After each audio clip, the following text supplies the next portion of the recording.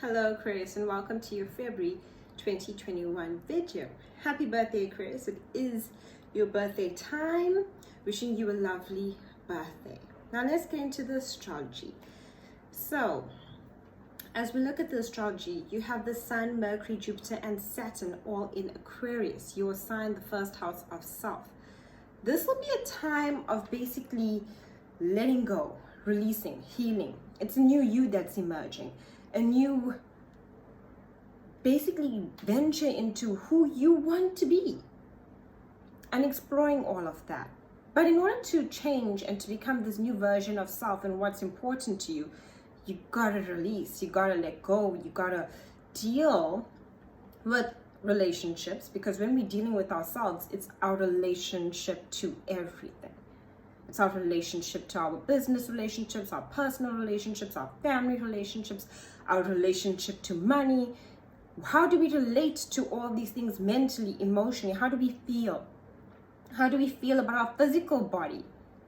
Everything to do with the first house is about looking at yourself in a very, very different and unique way and wanting to nurture, take care of, heal, transform yourself. But in order to do that, you got to clear the decks. You got to let go. You got to end certain situations. Also very important to take note of, Mercury will be retrograde in your sign. So Mercury retrograde in your sign is looking back at the past people, past situations, past experiences. This is why this is such a month of such transformation and such healing until February 21st. That's Mercury retrograde for you as well.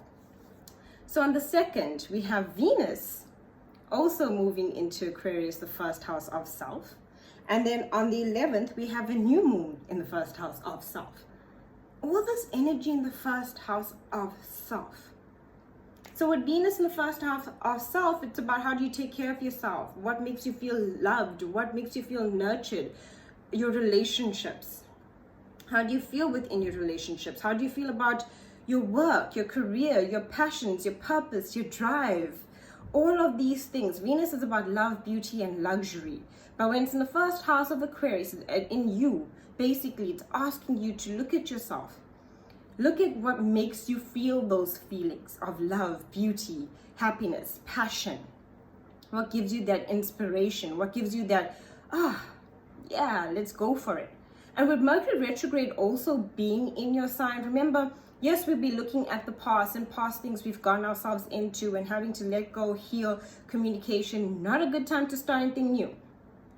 However, great time to pick up old projects and complete them.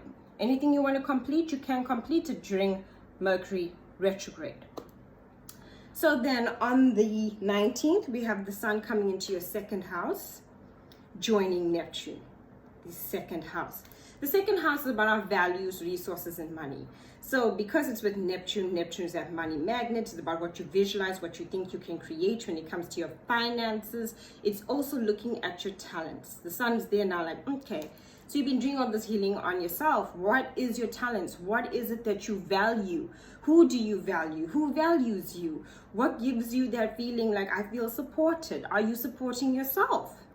Because a lot of times we need to support ourselves. Emotionally, mentally, meaning we have to think in a way that is positive and working with ourselves and working against ourselves, because many times we can block ourselves by how we think and how we feel about ourselves. If we feel bad about ourselves, we can't move forward. So yeah, it's giving you that opportunity with the Sun to show you, how do you value yourself? How do others value you? What situations are you in that makes you feel devalued? It wants to shine that light there so you can change it. When it comes to your money, it's also wanting you to look at your money, your resources, your values, and actually attract income to you, attract money to you. But you need to not block yourself. Then on the 27th, we have a full moon, and this will be happening in your 8th house. The 8th house. The 8th house now is basically all about your hidden fears. It also works with our finances, but more our hidden fears, wanting to partner up with people. Who do we want to let go of old partnerships? A lot of wanting to let go and looking at your hidden self and hidden feelings. That full moon is going to take you deep into your emotions. and you're quite a deep feeler, but it'll want you to share your intimate feelings with other people. So you'll find yourself sharing vulnerability and things that make you feel vulnerable about yourself with other people during that full moon, and wanting to feel your vulnerable feelings, even if it's through journaling and writing it out so you can understand what makes you feel vulnerable. What are your hidden fears? That's the 8th house. It shows us everything hidden. It allows us to heal. And also, again, it's about partnering up, what partners we want to partner up with. Also looking at our finances a bit with the 8th house. What's important to note is that Saturn will square Uranus in your 4th house. The 4th house is about the home, our heart, and family. A square is generally where we kind of feel a push and a pull between ourselves and others, a push and a pull between our home responsibilities, wanting to create changes.